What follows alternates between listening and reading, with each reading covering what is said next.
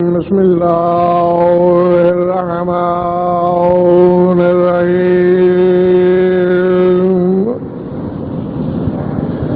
الحمد لله والصلاة على أهلها أما بعد فقد قال الله تبارك وتعالى في كتابه المجيد وقوله حق وتعز من تشاء وتذل من تشاء بيدك الخير صلوات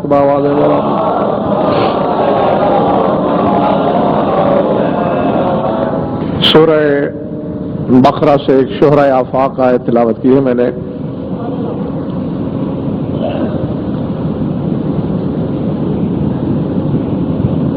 اصطلاحاً یہ آیت ملک کہلاتی ہے.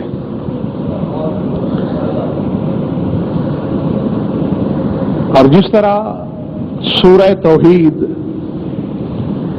توحید ذات کا بیان ہے، یہ آیا ملک توحید صفات کا مضمون ہے. یعنی اللہ کی ذات کو پڑھنا مقصود ہو تو سورہ توحید پڑھی جائے، اور اگر اس کے صفات کو جاننا ہو تو آیت ملک کی تلاوت کی جائے. دونوں میں آغاز یکساں ہے. وہاں بھی آغاز لفظ قل سے ہے، اور یہاں بھی قل اللہم مالک الملک تؤتی الملک من تشاء وتنزع الملک ممن تشاء وتعز من تشاء وتذل من تشاء بیدک الخیر انک علی کل شیء قدیر. یعنی اللہ نے اپنی صفاتی توحید کاملتاً اس ایک آیت میں بند کر دی. گھبراہٹ تو نہیں ہو رہی؟ اے رسول کہہ دو کہ اے میرے اللہ تو ہی ملک کا مالک ہے. توتی الملک الملک ہے. توتی ملکن نہیں، نکرہ نہیں، معرفہ بالتخصیص ہے. معرفہ مخصص کہلاتا ہے. تو یہ خاص ملک اسی کو دیتا ہے جس کے بارے میں تیری مشیت فیصلہ کرے.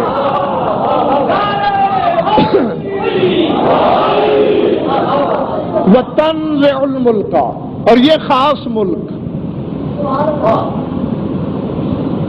یہاں ترجمہ کرنے والوں نے کر دیا ترجمہ کہ تو جس سے چاہے ملک چھین لے. میں کعبے کی چھت پہ کھڑا ہو کے اعلان کرنے کے لیے تیار ہوں کہ یہ ترجمہ غلط ہے، صحیح نہیں ہے. کیونکہ جو چھیننا اردو میں چھیننا کہلاتا ہے وہ عربی میں سلب کہلاتا ہے. یعنی اگر چھیننا مراد ہوتا تو پھر آیت ہوتی وَتَسْلُبُ الْمُلْكَ مِمَّنْ تَشَاءُ کہ تو ملک سلب کر لیتا ہے جس سے چاہے. یہ نہیں بات ہے. تنزع اس کا مادہ نزع ہے. اور اب یہ بھی میں سمجھاؤں کہ نزع کیا ہوتا ہے. نزع روح کا نکلنا. یعنی یہ ملک ایسے نکال لیا جاتا ہے جیسے جسم سے روح نکال جائے.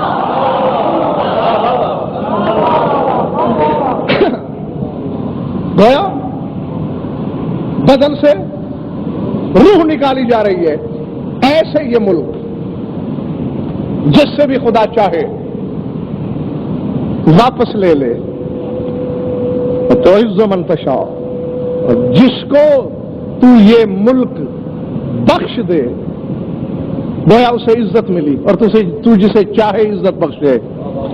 اور جس سے تو نے واپس لے لیا یہ ملک گویا اس کے مقدر میں ذلت لکھی گئی، اور تو جسے چاہے ذلیل کر دے. بیشادق الخیر، اور الخیر تیرے ہاتھ میں ہے.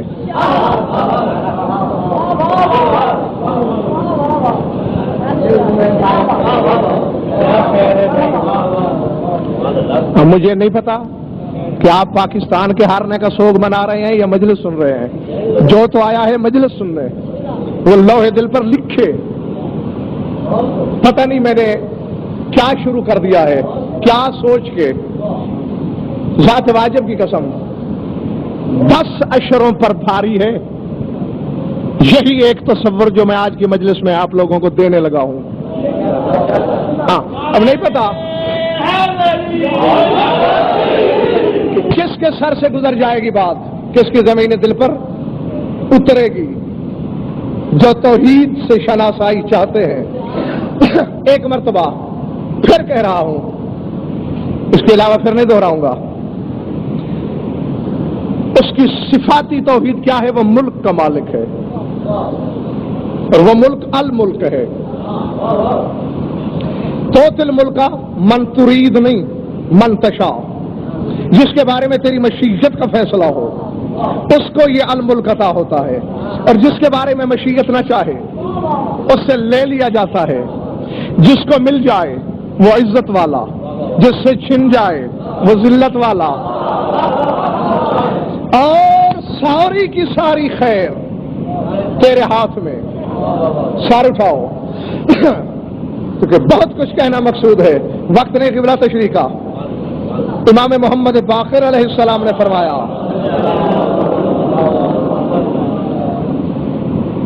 سورہ بنی اسرائیل کی آیت کی تفسیر پوچھی گئی مولا سے. اللہ جو کہہ رہا ہے لم یکن لہ شریک فی الملک، کہ ملک کا میں اکیلا مالک ہوں، اس میں میرا کوئی شریک کوئی حصے دار نہیں ہے. مولا یہ ملک کیا ہے؟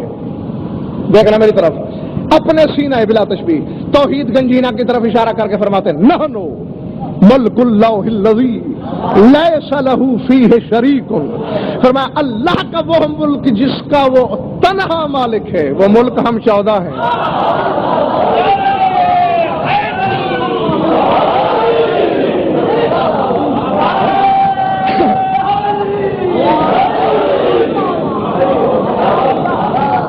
وہ فرمایا کائنات کی ہر شے کی ملکیت میں کوئی نہ کوئی اس کا حصے دار ہے،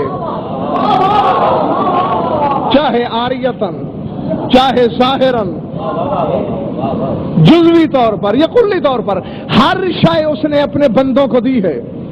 فرمایا وہ ملک جس کا وہ اکیلا مالک ہے اور اس میں کسی کی کوئی حصے داری نہیں، وہ ملک ہم 14. آیت کیا تھی؟ لم یکن لہ شریک فی الملک، وہی الملک کہ الملک کا میں اکیلا مالک.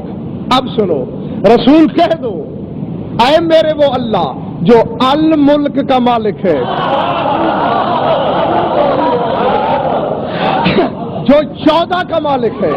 تو تل ملک من تشاء، تو ان 14 کو جس کے بارے میں تیری مشیت چاہے عطا کرتا ہے.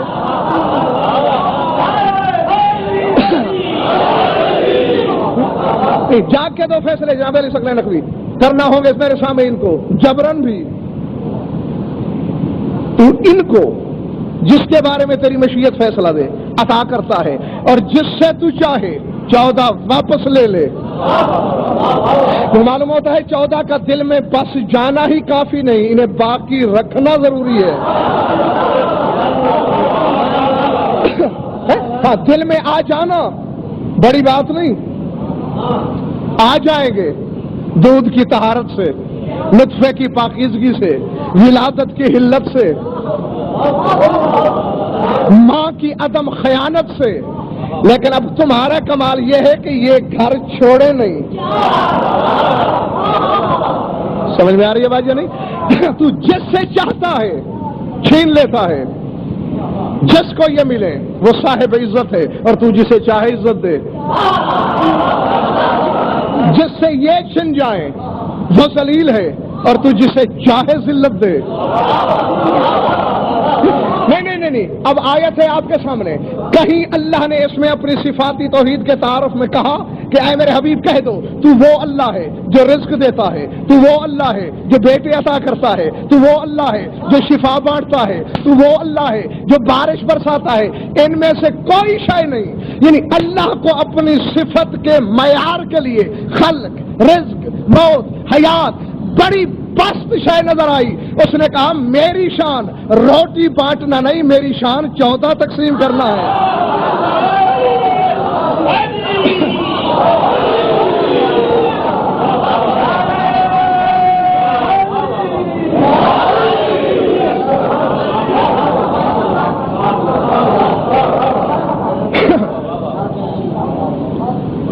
اور یاد کیجئے 85 مجالس میں اشارے دے چکا ہوں اپنے سامعین کو, کائنات کی ہر شے ادھر سے مانگو, 14 کی ضرورت ہو ادھر سے مانگو.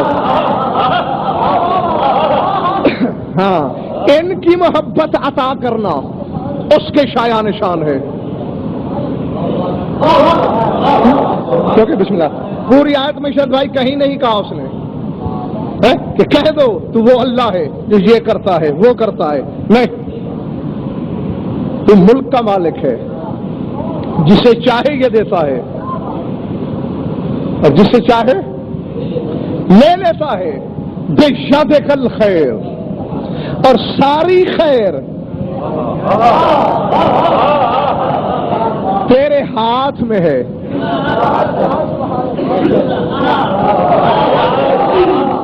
نہیں, اگر ہاتھ رکھتا ہے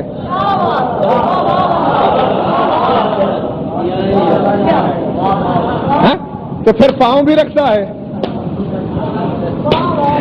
اگر ہاتھ پاؤں دونوں رکھتا ہے تو پھر مجھ جیسا تو ہے اللہ نہیں. تو بندوں کے صف میں کھڑا کرو. تو یہ کیا کہہ رہا ہے؟ بیادک الخیر, کہ خیر تیرے ہاتھ میں. جب تفاسیر اہل بیت کی میں نے ورق گردانے کی, قرآن کے مخبر صادق نامی وارث نے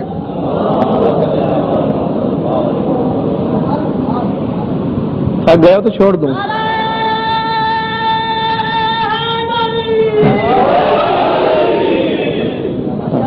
یہ درود بھی ایسے پڑھا جا رہا ہے جیسے مجھ پہ احسان کیا جا رہا ہو.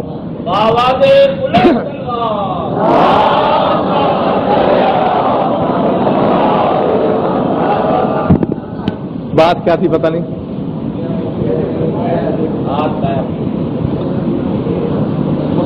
ساری خیر تیرے ہاتھ میں.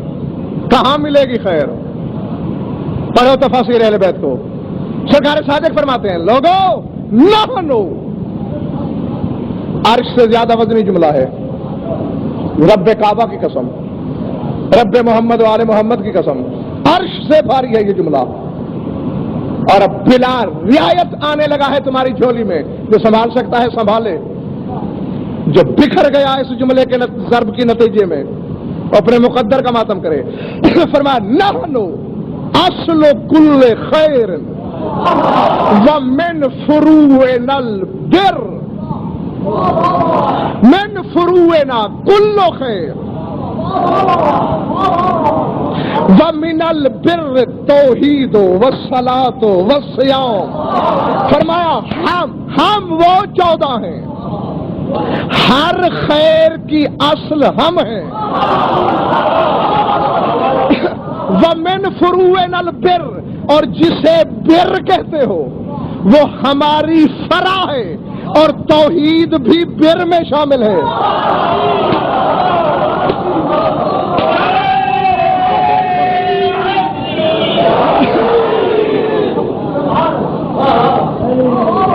پلے پڑی یا سر سے گزری؟ فرمایا وَمِنَ الْبِرِّ التَّوْحِيدُ, توحید کا تعلق بھی بر سے ہے, اور بر ہماری فرع ہے. یعنی آؤ نا, میدان میں آؤ, یا سمندر میں بہا دو اپنی تفسیریں. ہاں, پھر مل بیٹھ کر سارے علماء کو دعوت دو, تو مذہب کی فاتحہ پڑھ لیتے ہیں.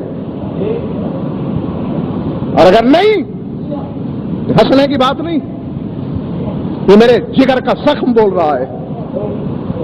اور اگر پھر مذہب آل محمد اپنانا ہے تو پھر مولوی ایران عراق کا نہیں، عرش کا پڑھا ہوا کیوں نہ ہو، پھر اس کا فیصلہ نہیں مانا جائے گا، پھر فیصلہ مذہب کے وارث کا چلے گا۔ بات ہو نہ ہو، توحید زخمی، توحید زخمی، اور جو توحید تم لیے پھرتے ہو، میرا چھٹا امام فرما رہا ہے وہ توحید ہماری فرع ہے۔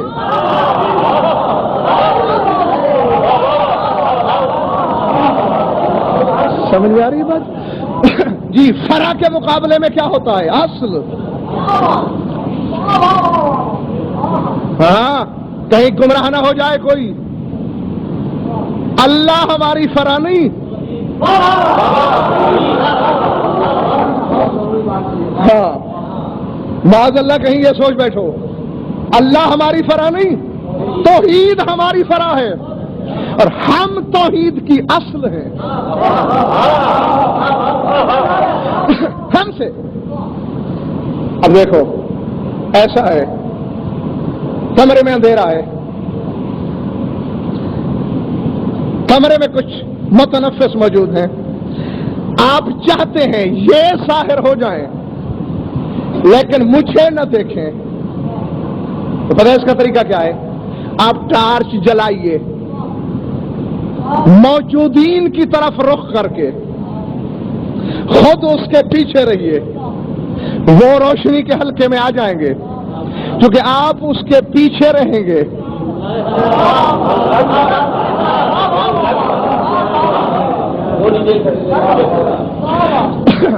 آپ نظر نہیں آ سکتے، یہی فلسفہ ہے تجلی توحید کا۔ اللہ نے مخلوق کے سامنے آنا بھی چاہا، چھپنا بھی چاہا، اس نے اپنی ذات کامل سے ایک تجلی کو صادر کیا، خود اس کے پیچھے ہو گیا۔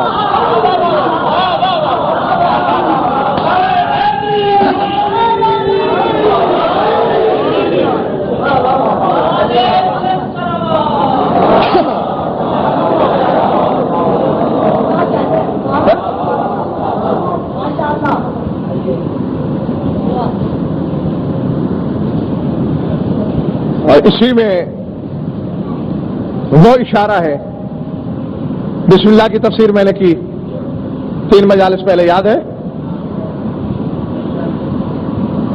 اللہ کا لفظ بعد میں آیا، اسم پہلے، ایسے ہی ہے نا؟ بسم اللہ الرحمن الرحیم، ساتھ اسم اللہ کے، اسم پہلے ظاہر ہے، اللہ اسم کے پیچھے چھپا ہوا ہے۔ قرآن تمہارے سامنے ہے،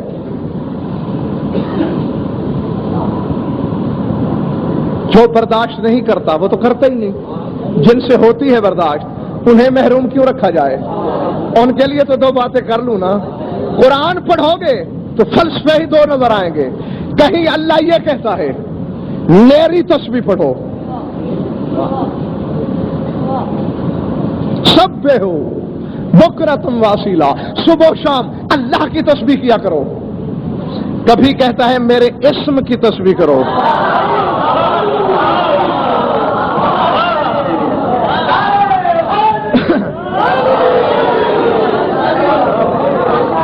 کبھی کہتا ہے فذکر ربک تضرعا وخیفا، تضرع اور زاری سے، چھپ کے ظاہر ہو کے رب کا ذکر کر۔ کبھی کہتے ہیں وذکر اسم ربک وتبتل الیہ تبدیلا، اپنے رب کے اسم کا ذکر کر، کبھی اپنا ذکر، کبھی اسم کا ذکر۔ یہ تو بار بار مجھے دہرانے کی ضرورت پیش نہیں آنا چاہیے نا کہ اسم اور ہوتا ہے، مسمى اور ہوتا ہے، یعنی اللہ کا ذکر اور ہے، اس کے اسم کا ذکر اور ہے۔ یہ حق میں ہر آدمی کو دیتا ہوں، سننے والے کو، مرضی کا اسم چن لے، مرضی کا چن لے، لیکن کسی نہ کسی کو اسم الہی مان کر اس کا ذکر کرنا ہوگا۔ سمجھ میں آ رہی ہے بات یا نہیں؟ ہاں جس کو تم اسم مان لو اللہ کا، اس کا ذکر کرنا ہوگا، اس کے نام کی تسبیح پڑھنی ہوگی۔ اور جب طے ہو گیا عائشہ بھائی کہ اسم اور ہے، اللہ تھک گیا تو چھوڑ دیتا ہوں، نہیں تو آؤ ایک چھوٹا سا پورا سورہ پڑھنا چاہ رہا ہوں آپ کے سامنے، میں صرف ترجمہ کروں گا، تفسیر کی طرف جاؤں گا ہی نہیں۔ اسم اور ہے، اللہ اور ہے، کہیں قرآن کہتا ہے میرا ذکر کرو، کہیں میرے اسم کا ذکر کرو، میری تسبیح پڑھو، میرے اسم کی تسبیح پڑھو۔ کوئی ہے اللہ کا اسم جس کے ذکر میں بندوں کو مشغول دیکھنا چاہتا ہے، جس کی تسبیح پڑھانا چاہتا ہے؟ توجہ، عیدین پڑھتے ہو نا، پیش نماز آپ کو عیدین میں سناتا ہے، سبح اسم ربک الاعلی الذی خلق فسوی والذی قدر فہدی والذی اخرج المرعى فجعلہ غثاء احوی۔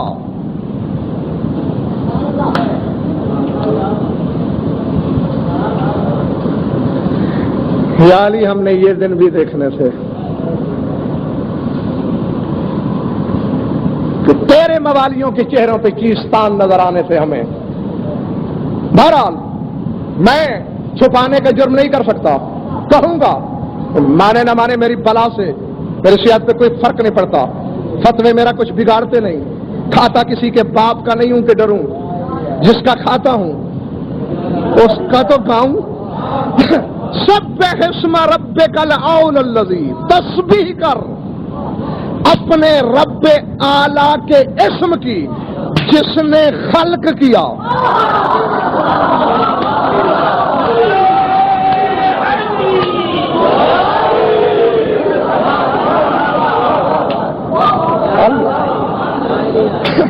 تسبیح کر اپنے رب اعلی کے اس اسم کی جس نے خلق کیا، فہدا پھر ہدایت کی، جو خالق بھی ہے ہادی بھی ہے، والذی قدر جس نے سارے اندازے مقرر کیے، والذی اخرج المرعى جس نے زمین سے چارہ اگایا،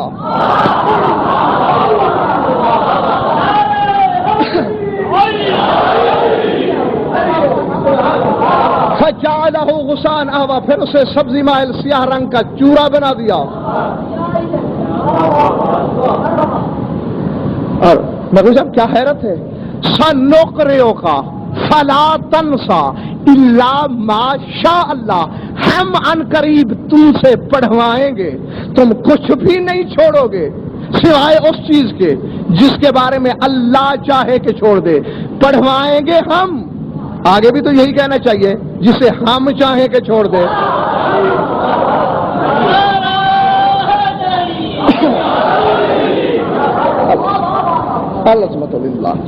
پڑھوائیں گے ہم، لیکن چھوڑے گا اس چیز کو جس کے بارے میں اللہ ہاں الا ما نشاء نہیں، حالانکہ اسلوب کلام کا تقاضا یہی تھا کہ اسی طرح ہوتا، سنقرئک فلا تنسیٰ الا ما نشاء، لیکن فرمایا الا ما شاء اللہ، انہ یعلم الجہر وما یخفی، وہ جانتا ہے بلند آواز سے ذکر کیا جائے یا چھپا چھپا کے کیا جائے۔ اور جاگنا حلال زادو،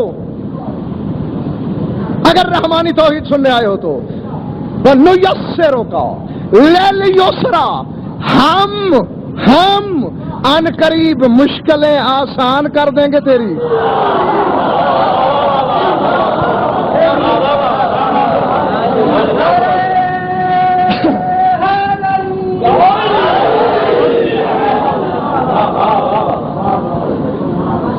نُيَسِّرُكَ پھر جمع ہے، ہم نُيَسِّرُكَ تیری مشکلیں، ہم اے حبیب تیری مشکلیں آسان کر دیں گے، لليسرى آسانیوں کے لیے، فذکر ان نفعت الذکریٰ اگر لوگوں کو ذکر نفع پہنچاتا ہے کرتے رہو، سیذکر من یخشی مگر کرے گا وہی جو ڈرتا ہے، وہ ذکر کرے گا، وَيَتَجَنَّبُهَا الْأَشْقَى، لیکن جو سب سے بڑا بدبخت ہے وہ اس ذکر سے پہلو بچائے گا.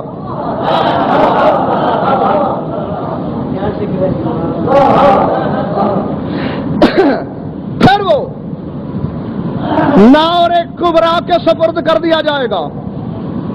اب توجہ،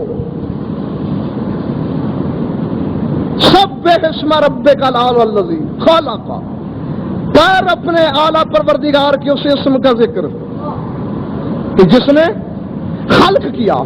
یہ ساری چیزیں نقوی صاحب گنتے گنتے گنتے پھر بولی توحید.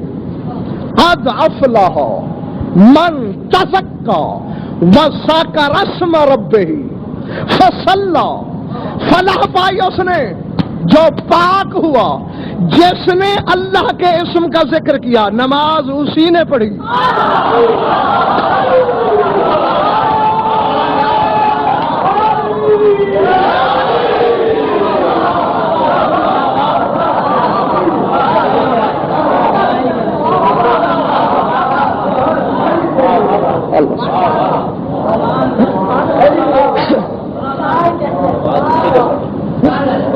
قد افلح من تزکا، فلاح پا گیا وہ جس نے تزکیہ کیا. وذکر اسم ربہ، جس نے اللہ کے اسم کا ذکر کیا. بس نماز اسی نے پڑھی. یہ روایت تو ہے نہیں کہ پنجہ چھٹک کے چل دو گے، آیت ہے کفر و ایمان کی سرحد کا فیصلہ ہے. اللہ تو کہتا ہے جس نے میرے اسم کا ذکر کیا وہ ہے نمازی. ہاں، جو اسم میرے بارے میں ہے میں اس کا کروں گا، جو تمہارے بارے میں ہے تم کر لینا.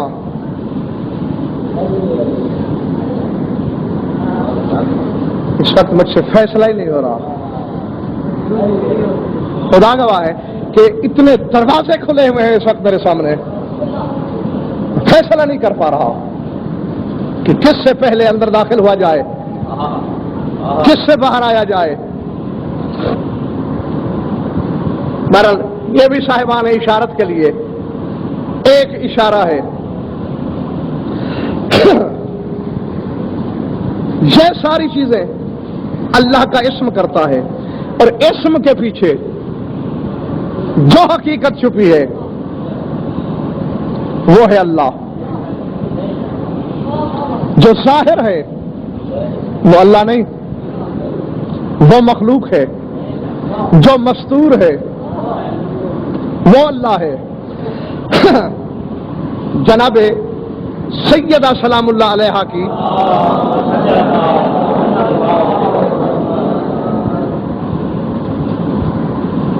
اور یہ جملہ سنا اس لیے رہا ہوں قبلہ کیونکہ مومن پر مولا کو بڑا بھروسہ ہے. مومن پر، اور خود مولا کو نہیں اللہ کو بھی ہے. سورہ ہود میں اللہ نے صاف کہا ہے لو شاء ربک لجعل الناس امة واحدة لا يزالون مختلفین الا من رحم ربک ولذلک خلقهم. فرماتے اگر میں چاہتا تو پوری دنیا ایک مذہب پہ جمع ہوتی، مگر میں نے چاہا نہیں. جزا سزا بھی تو تھی. لا یزالون مختلفین، اب لوگ ہمیشہ اختلاف کرتے رہیں گے الا من رحم ربک، لیکن جن پر تیرے پروردگار کی رحمت ہو چکی وہ اختلاف نہیں کریں گے. اور آگے فرمایا والے ذالے کا خالقہم، اور میں نے ان لوگوں کو خالق ہی اس لیے کیا کہ ان پر رحمت کروں.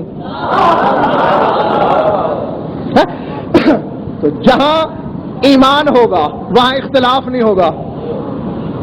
اختلاف ہوگا تو پھر ایمان نہیں ہوگا. سمجھ میں آئی بات یا نہیں؟ ہاں، اسی طرح سرکار ششم کی حدیث ہے کہ ان اللہ خلق المؤمن من نورہ لأمہ ولأبیہ ابوہ النور وامہ الرحمہ. فرمایا اللہ نے مومن کو خلق کیا اپنے نور سے اور پھر اس کو رنگین کیا، اس پر رنگ چڑھایا اپنی رحمت کا۔ اللہ اکبر، خلق نور سے کیا، رنگ رحمت کا چڑھایا۔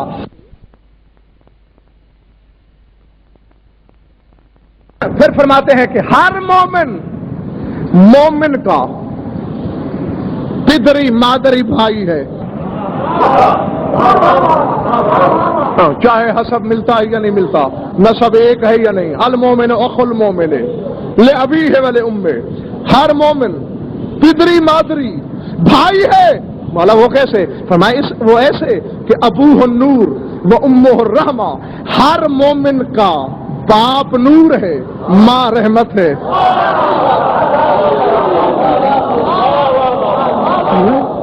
اللہ باپ نور ماں رحمت، یعنی مادہ نور صورت رحمت۔ ہاں یہ بحث الگ چل جائے گی، اس طرف مجھے جانا نہیں ہے۔ یہاں نور سے مراد رسول ہے اور رحمت سے مراد امام۔ حالانکہ اکثر قرآن میں رحمت سے مراد رسول ہوتے ہیں، لیکن یہاں نور سے مراد رسول ہے، رحمت سے مراد امام۔ ہر مومن کے ہاں مادہ نبوت کا ہے، صورت امامت کی ہے۔ سمجھ آئے گا؟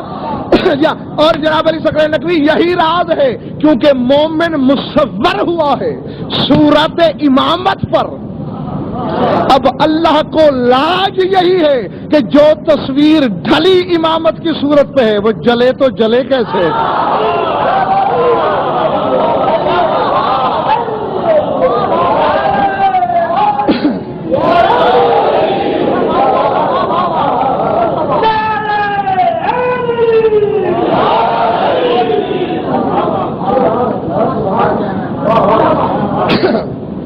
میرا خیال ہے یہ حدیث سننے کے بعد مجھے یقین کر لینا چاہیے کہ کوئی مومن سن کر اختلاف نہیں کرے گا، کیونکہ قرآن بھی یہی کہتا ہے کہ مومن کبھی اختلاف نہیں کرتا، حدیث بھی یہی کہتی ہے کہ مومن اختلاف نہیں کرتا۔ دعا ہے سید عالمین نے ایک شخص کو تعلیم کی عالم رویا میں، اور کسی اردو کی کتاب سے نہیں، کسی رسالے سے نہیں، محج الدعوات میں علامہ سید علی بن طاؤس علیہ الرحمہ نے یہ دعا نقل فرمائی۔ تمہارے پاس ہے محج؟ میرے بیٹے محسن سے حوالہ دیکھ لینا، دعائے حبس علمت فی المنام، پھر اس میں دیکھ لینا، اس کے ذیل میں یہ دعا ہے۔ بی بی ایک قیدی کو دعا تعلیم کر رہی ہیں کہ یہ پڑھ، صبح تو رہا ہوگا۔ بس تھک تم بھی گئے ہو اور تازہ دم میں بھی نہیں ہوں، یہ دعا سن لو، سمیٹ لوں گا میں اپنے بیان کو۔ دعا کیا ہے؟ اگر یہ سن لی ذات واجب کی قسم بہت سارے مسائل کے عالم ہو جاؤ گے۔ بی بی کہتی ہے دعا مانگ، اللہم، نبی صاحب میں اس کی شرح نہیں کروں گا اور نہ کوئی مہربان مجبور کرے شرح پر، بس ترجمہ سنا دوں گا اور شرح آپ پر چھوڑی، جو جس کے دماغ میں آئے وہ تصور بنا لے۔ بی بی کہتی ہیں یہ دعا پڑھ، اللہم بحق العرش ومن اللہ وبحق الوحی ومن اوحاہ وبحق النبی ومن نبأہ وبحق البیت ومن بناہ۔ پروردگار تجھے عرش کا واسطہ اور جس نے عرش کو بلند کیا اس کا واسطہ۔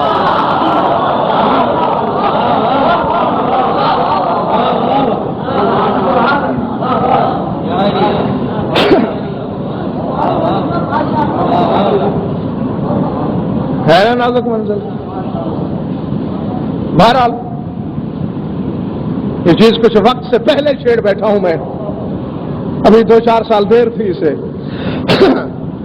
بے حق العرش ومن اللہ ہو، تجھے عرش کا واسطہ اور جس نے عرش کو بلند کیا اس کا واسطہ. وہ بے حق الوحی، میری ذمہ داری انشاء ہے، املا ہے، قرات ہے، ترجمہ ہے، عبارت ہے، حوالہ ہے، آگے میری کوئی ذمہ داری نہیں. وہ تو تمہاری ہے کہ جتنی توفیق مانگو گے اتنی ملے گی. وہ بے حق الوحی ومن اوحا ہو، پروردگارہ تجھے وحی کا واسطہ اور جس نے وحی کی.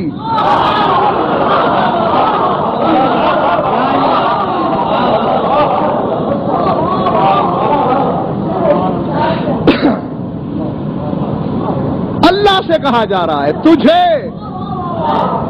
وحی کا واسطہ اور جس نے وحی کی اس کا واسطہ. تجھے نبی کا واسطہ اور جس نے اسے خبر دی.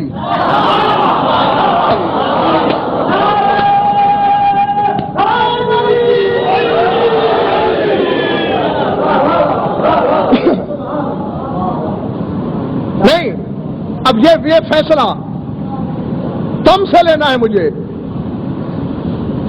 اللہ کو جو واسطہ دیا جا رہا ہے کس کا؟ مقصر مولوی تو یہی کہے گا کہ خدا کو خود اس کا واسطہ دیا جا رہا ہے.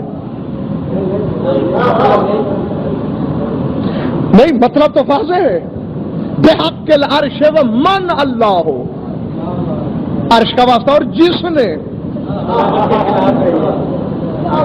یا تو یوں ہوتا عرش کا واسطہ اور تجھے تیری ذات کا واسطہ جب تو نے عرش بلند کیا. عرش کا واسطہ اور جس نے اسے بلند کیا، وحی کا واسطہ اور جس نے وحی کی، نبی کا واسطہ اور جس نے اسے خبر دی. اور اگر آپ سننا وہ بحق البیت وہ من بنا ہو، تجھے بیت اللہ کا واسطہ اور جس نے اسے بنایا.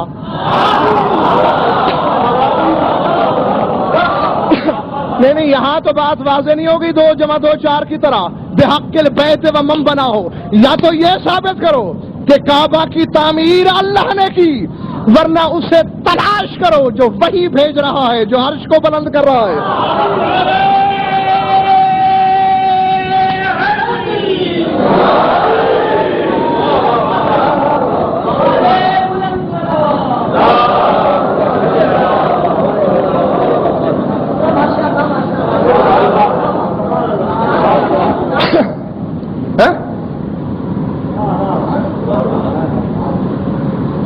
گھبرانے کی مجھے تو پروفیسر صاحب اس لیے ضرورت نہیں کہ میں تو اتنا سا تھا، اور اس وقت سے مجھے ادراک ہے کہ ہر شخص دیکھتا ہے تو آنکھ کے ذریعے، ہر دیکھنے والا دیکھتا ہے آنکھ کے ذریعے، بولتا ہے زبان کے ذریعے، دیتا ہے ہاتھ کے ذریعے.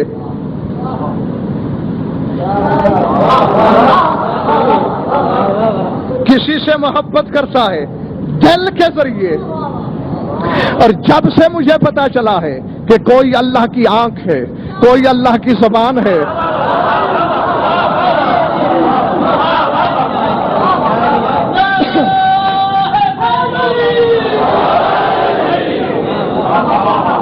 کوئی اللہ کا ہاتھ ہے بابا یا نہیں؟ تو پھر جب دیکھے گا جو دیکھے گا اسی آنکھ کے ذریعے، جب بولے گا جو بولے گا جس سے بولے گا اسی زبان کے ذریعے. تو پھر گھبرا کیوں رہے ہو؟ تو ماتھے پہ شکن کیوں آ رہی ہے؟ بحق الوحی ومن اوحا ہو، تجھے وحی کی قسم جس نے وحی کی. اس کی قسم وحی بول کے کی جاتی ہے یا لکھ کے؟ نہیں، تم لکھنا بھی کہتے تو میں پھر گھیر لیتا کہ لکھا بھی تو ہاتھ سے جاتا ہے. بول کے کی جاتی ہے تو زبان سے، یا خدا سے کہہ کے لسان اللہ بدل دو. اور اگر نہیں بدلا جا سکتا، یا کم از کم جب تک نہیں بدلا جا سکتا، تو پھر اس سے گزارا کرو. اور بس کہنا یہی ہے آپ لوگوں سے، رفیع الدرجات ذو العرش، وہ اپنے آپ کو عرش والا کہلاتا ہے. سورہ مومن کی آیت، جو اس کے تخت کا قائم مقام ہے.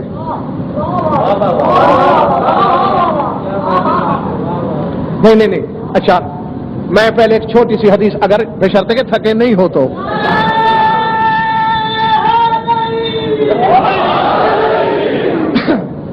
اب دیکھیے گا یہ حدیث سن کے سارے خوش ہو جائیں گے, اور یہاں اس کا کوئی انکار نہیں کرے گا.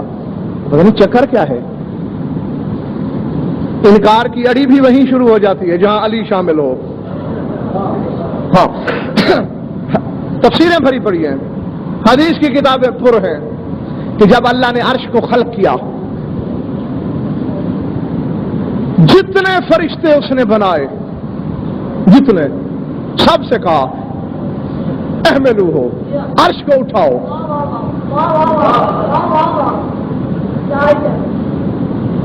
لیکن نہ اٹھا سکے, محتملو ہو, زور لگا لگا کے تھک گئے. اور دنیا کا کوئی کمپیوٹر بتا نہیں سکتا بابا کہ فرشتے ہیں کتنے. جی فقط آدم اور جنات کیا, جتنی باقی مخلوق اللہ نے بنائی ہے وہ ایک طرف, ذرے سے چونٹی, چونٹی سے ہاتھی, ہاتھی سے بشر, بشر سے جن,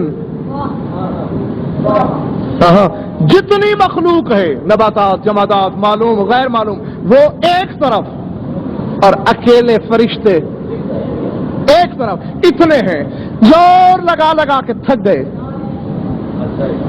نہیں اٹھا سکے.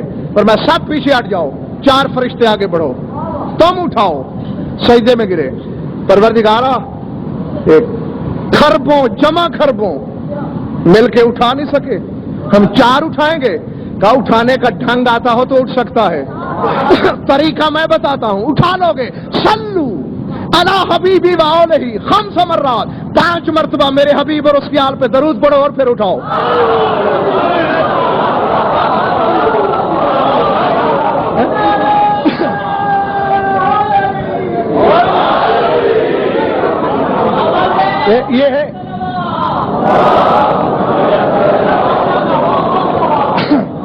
یہ ہے جناب علی ثقلین نقوی, میرے دعوے کی دلیل ابھی کہا تھا نا. یہ سب سمجھیں گے بھی, مانیں گے بھی. اب دیکھ لیں چہرے, داد بھی سب نے دی, خوش بھی سب نظر آ رہے ہیں. یعنی 5 مرتبہ درود پڑھ کے فرشتوں نے, 4 فرشتوں نے عرش اٹھا لیا درود کے صدقے. اور جن کا نام لے کے عرش اٹھایا جا سکتا ہے, اگر علی کہے میں نے اٹھایا ہوا ہے.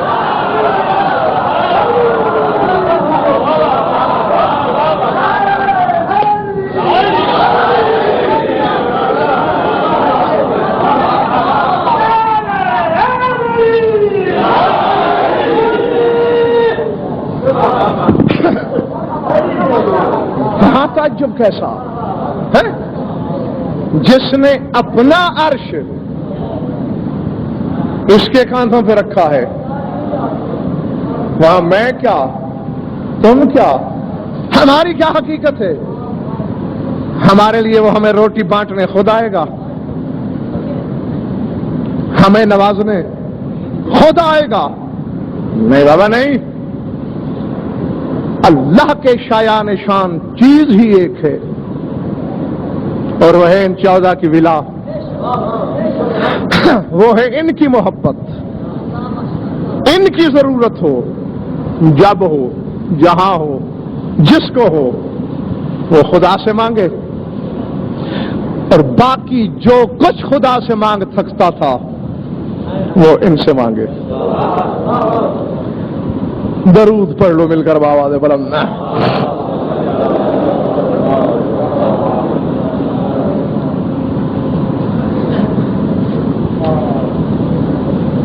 بس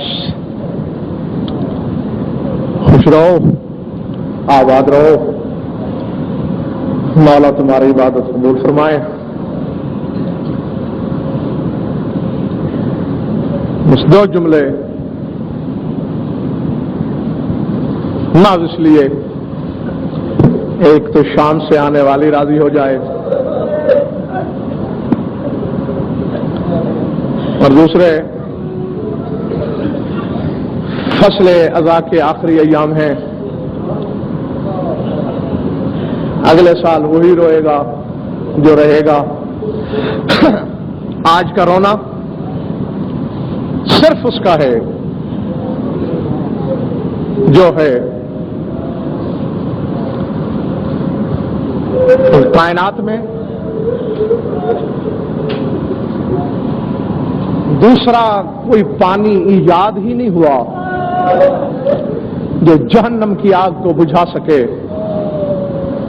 سوائے غم شبیر میں ٹپکے ہوئے آنسو کے.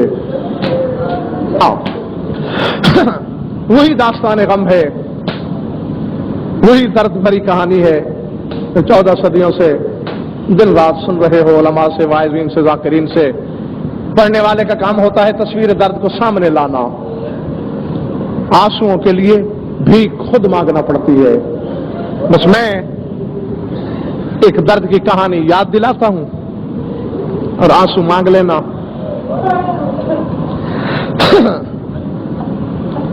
11 محرم کو کربلا چھوڑا ہے علی کی بیٹی نے. 16 ربیع الاول کو وہاں پہنچی ہے جہاں حکم ملا کہ محمل چھوڑ دو.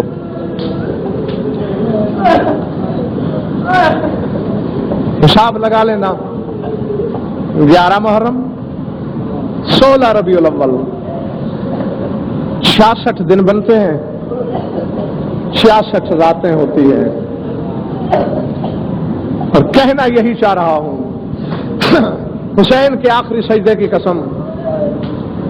مقتل کی کتابیں کہتی ہیں کہ ان 66 راتوں میں علی کی بیٹی ایک رات نہیں سوئی. مسلسل 66 راتیں جاگتے ہوئے گزاری بی بی نے. کیوں؟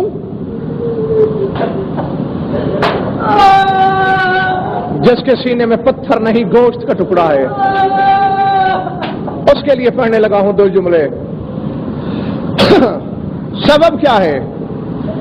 کیا خوشی تھی بی بی کو کہ جس نے سونے نہیں دیا؟ نہ پتہ چلتا ممتاز آباد والوں اگر مدینے لوٹ کے نہ آتی, کیونکہ کتابیں بتاتی ہیں رہا ہو کے جب آئی ہے گزری نجف سے بھی, لیکن بابا کی مزار پہ کچھ نہیں بولی. آئی بھائی کی قبر پہ بھی, لیکن قبر حسین پہ بھی کچھ نہیں کہا. پہنچی نانا کے روضے پر بھی, نانا کے مزار پہ بھی کچھ نہیں بولی. اللہ جانے کیا تھا. دور سے جیسے ہی ماں کی قبر پہ نظر گئی, اللہ اکبر, العظمت للہ, دور سے پکاری فاطمہ لو رأیتنا سہارا ومن سہر اللیالی قد امینا. اماں, کربلا سے شام تک کے سفر میں تیرے حسین کے قاتلوں نے مجھے اتنا جگایا, اتنا جگایا کہ جاگ جاگ کر میری بینائی کمزور ہو گئی. اماں میں قریب کھڑے ہوئے سجاد کو نہیں پہچان سکتی. العظمت للہ. بس سمیٹ لیا میں نے. چل رہا ہے قافلہ. شمر حرامی نے حارث بن نوفل کو بلایا.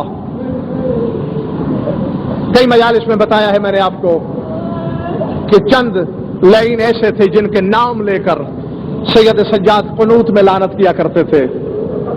ان میں ایک حارث بن نوفل. بلایا اور بلا کے کہا, حارث, کربلا سے شام تک تم نے اور کوئی کام نہیں کرنا. تیری صرف ایک ڈیوٹی, ایک کام ہے تیرے ذمے. کیا؟ اس پورے سفر میں اور کوئی سوئے بے شک سو جائے, لیکن یہ جو 72 کی عزادار ہے اسے نہیں سونا چاہیے.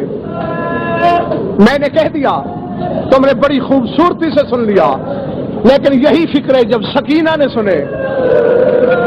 تاریخ کہتی ہے جیسے نشیب کی طرف پانی بہتا ہے, اس تیزی سے دوڑی بلا تشبیہ جا کے پھپھی کے گلے میں باہیں ڈالی. پھپھی اماں خدا کے لیے شام کے سفر میں سونا نہیں. کیوں میری معصومہ بچی کیوں نہ سوؤں؟ اماں حارث کی ڈیوٹی لگ گئی تمہارے جگانے پر. نہ سونا ظالم ہے، ظلم ہوگا. کتاب والے فکرے میں نہیں پڑھ سکوں گا، اشارے ہی ہیں. بیوی نے ٹھنڈی سانس لے کے کہا سکینہ گھبراؤ نہیں، میں کون سا تیرے اکبر کی بارات کے ساتھ جا رہی ہوں، 72 سروں کے ساتھ جا رہی ہوں نا. میری رات تیرے بابا کا نوحہ پڑھنے میں گزر جائے گی، تیرے اکبر کی مرثیہ خوانی میں گزر جائے گی، نہیں سوؤں گی.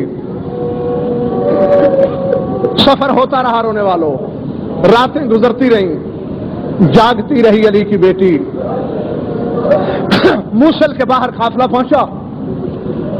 کتابیں بتاتی ہیں 44 راتیں مسلسل ہو چکی تھیں شریکت الحسین کو جاگتے ہوئے. قافلہ اترا العظمت للہ.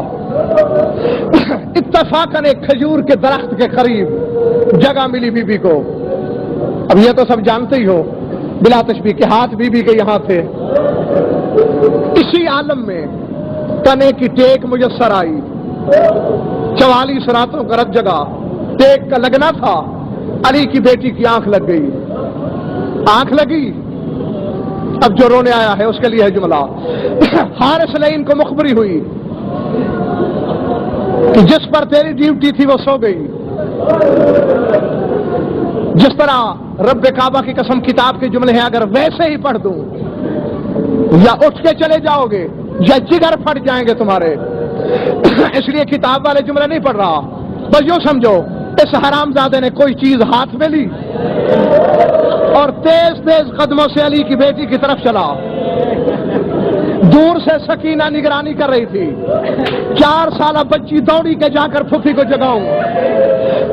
لیکن تاریخ بتاتی ہے سکینہ سے پہلے یہ کمینہ پہنچا بلا تشبیہ. اس کا ہاتھ اٹھا. جب اس کا ہاتھ نیچے آیا علی کی بیٹی اس انداز میں تڑپی کے رسیاں ٹوٹ گئیں. رسن کے بندھن زینب کے نہ رہے، ہاتھوں کی بندشیں تو ٹوٹ گئیں. تڑپ رہی ہے علی کی بیٹی. تڑپتے تڑپتے اچانک اپنے آپ کو سنبھال کے ہاتھوں کا پیالہ بنایا. پیالہ رخسار کے نیچے رکھا. جب لہو سے بھر گیا، لہو سے بھرا ہوا پیالہ لے کر عباس کے سر والے نیزے کے نیچے آئی. عباس کے نیزے کی طرف خون اچھالا اور کہا عباس یہ اس زینب کا لہو ہے جس نے تیرے سہارے پہ مدینہ چھوڑا تھا، جو تیرے پہرے کی آواز کی عادی تھی.